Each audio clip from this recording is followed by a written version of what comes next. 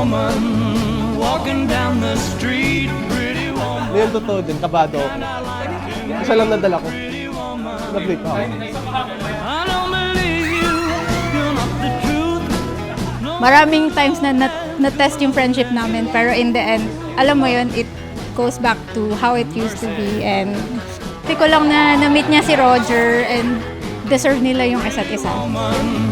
Won't you pardon me? Love each other, no matter what.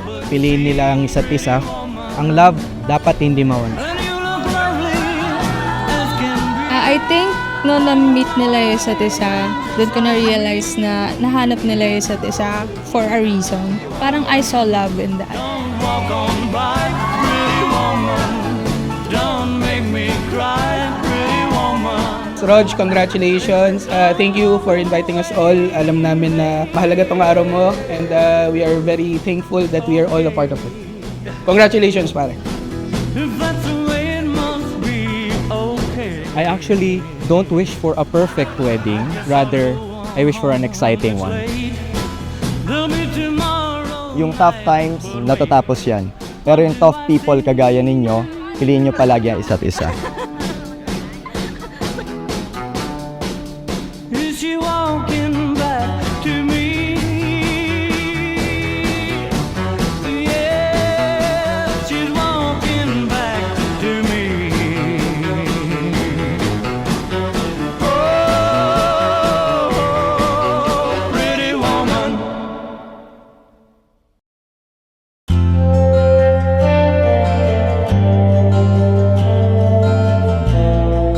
How Jesus Christ loves the church and He gave His life to the church. At from that pagkahalintulad, ayun ang ini-encourage ng Panginoon pagdating sa marriage. Kung paano ginawa ni Christ as the groom to the bride, which is the church, na ibinigay niya ang kanyang buhay dito.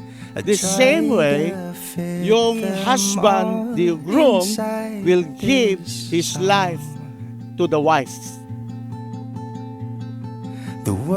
I knew that God had given me the greatest gift of all.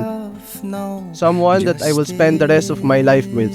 Lagi ko sinasabi sa sarili ko na aalagaan ko at papakasalan ko ang babaeng bibigay sa akin ng Panginoon. And here I am today in front of the person that I will marry. By way of the universe, we were left alone in a small restaurant. I remember just being mesmerized by your stories about your projects, your creative ideas, and your love for architecture. Eventually, it became a routine. Every evening, we would talk about our lives and our plans for our future. Until, tinanong na kita kung pwede ako manligaw. That was the day I made the silent vow to myself that I would always make you happy and love you every day forever. No big deal. No big deal, kasal ko lang naman. And this is a challenge for both of you. Habang kayo nagsisimula ng iyong buhay mag-asawa, nangangako ba kayong harapin ang bawat panahon, kaligayahan o pagsubok kasama si Kristo? Hayaan ninyong maging lugar ng inyong tahanang bubuin kung saan ang kababaang loob, kainahunan at kapayapaan ay klarong nakikita. Harap ka na sa pagpapamilya. Mahalin mo ang iyong asawa, mahalin mo ang pamilya din niya, and wish you all the best. Excited ako, kinakabahan ko at the same time. Sana di ako madapa. There is nothing more to give. There is nothing more to inherit than the honor and respect of their family.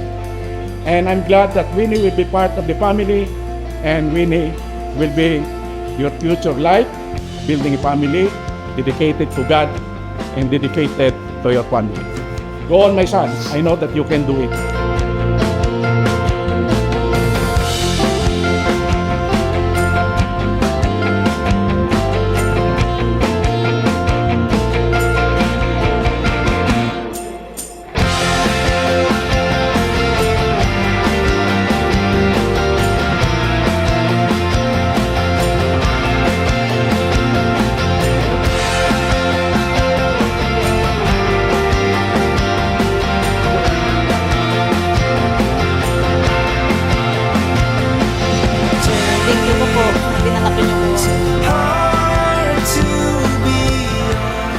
I still can't believe na ikakasal tayo today.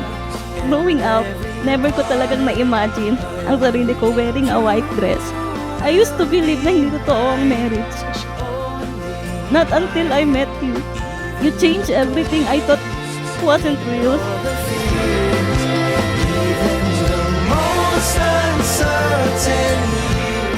Ang dami natin pinagdaanan. Ang daming beses na gusto ko na sumuko. Pero isa lang ang sigurado ako. Hindi mo ako iniwan. You accept everything about me. My flaws, my pain, my family, and my painful past. Natakot pa nga ako minsan because you were too good to be true. So you showed me what real love looks like. You treated me like a queen na para bang ako yung pinakamagandang babae sa lahat. You loved me unconditionally and you gave me all the best things I never thought I deserved.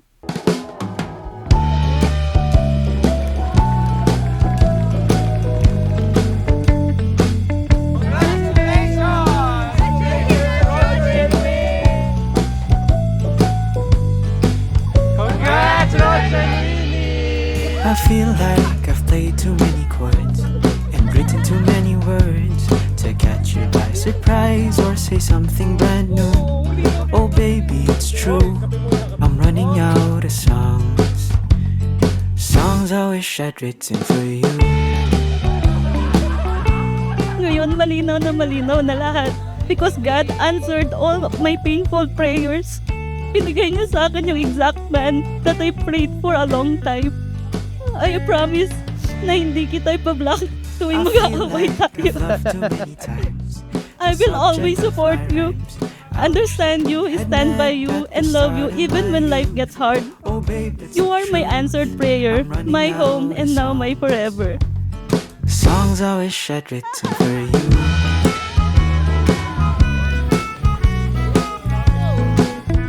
The Lord sustained our relationship and helped us love each other more and more.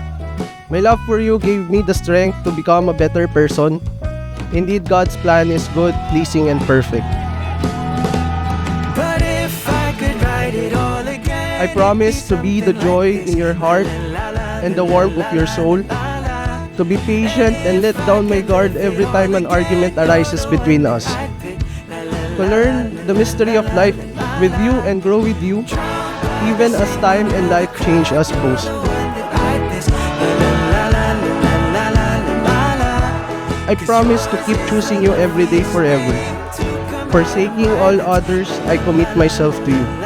If there's one thing that I will pray to the Lord, that He will always be with us, to help us remember this day, to protect us and to help us cherish each other until our last breath.